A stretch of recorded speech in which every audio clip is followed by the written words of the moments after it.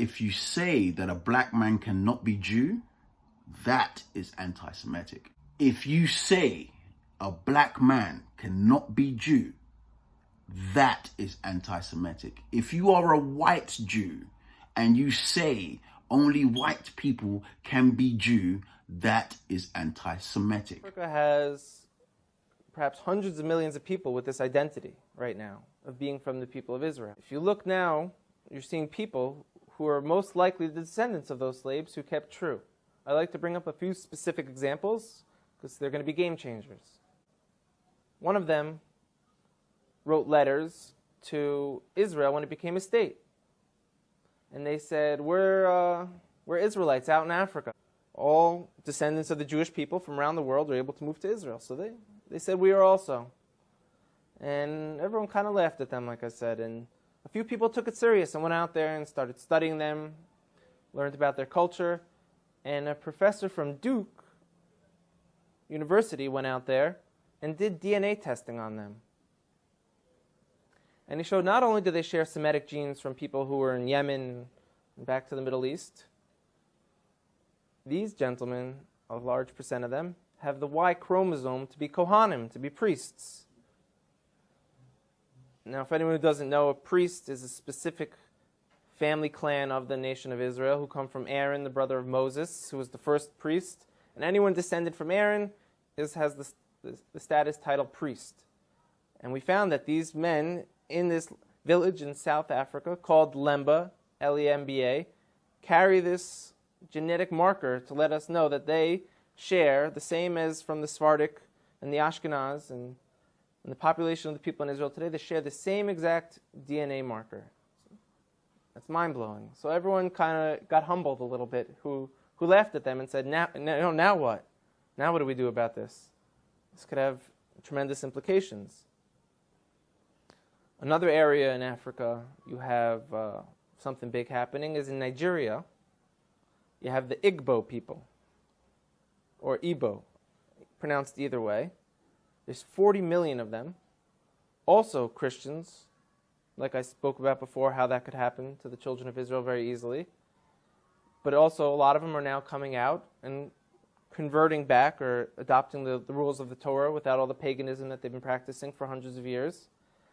There's been books written about it from scholars in Nigeria, from scholars from the Jewish people. And where it gets interesting is, in America, there was a slave trade. And a lot of the slaves, a very high percentage of them, came from Western Nigerian ports. And in America today, you see a very large movement of African Americans who say that they're the real chosen people, that they're the children of Israel, they're the Judeans. You know, so what are they just trying to create an identity for themselves because they were slaves, or is there really something here? And the answer is, most likely there is something there. And most likely, maybe that they were the original Israelites, and maybe that the Jewish people today who are white, Caucasian people came in a little bit later on. We know that some of the greatest sages of the transmission of the Torah were converts from Rome. You have a man named Onkelos who wrote a commentary on the Torah, unprecedented, that we still learn today. He was a convert.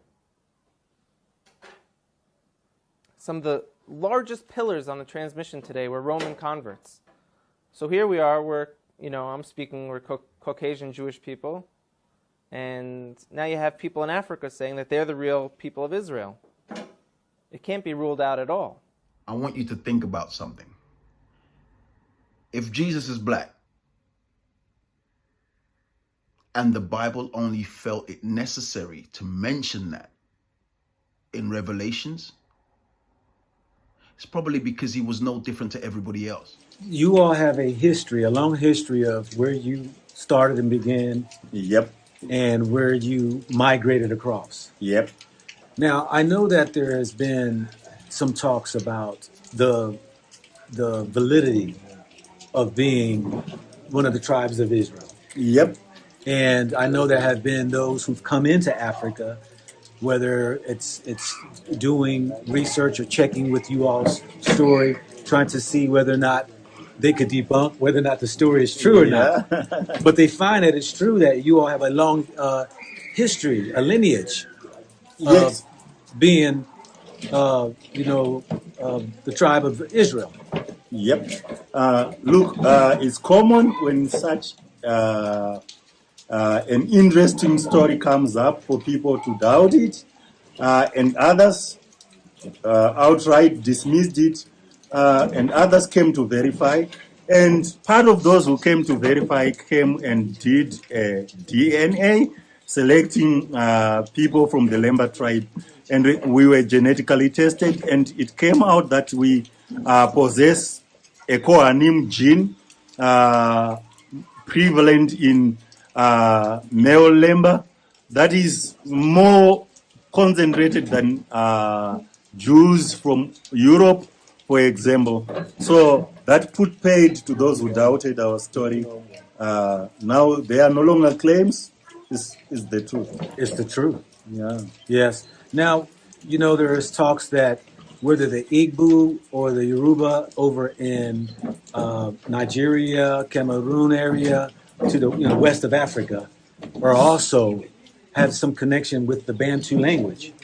And do y'all speak the Bantu language? Yes. Originally, our language was always Hebrew. It was Hebrew. And Aramaic.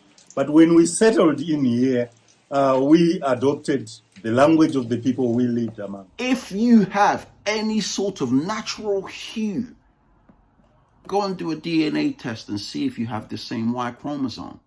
Because a lot of you don't know who you are.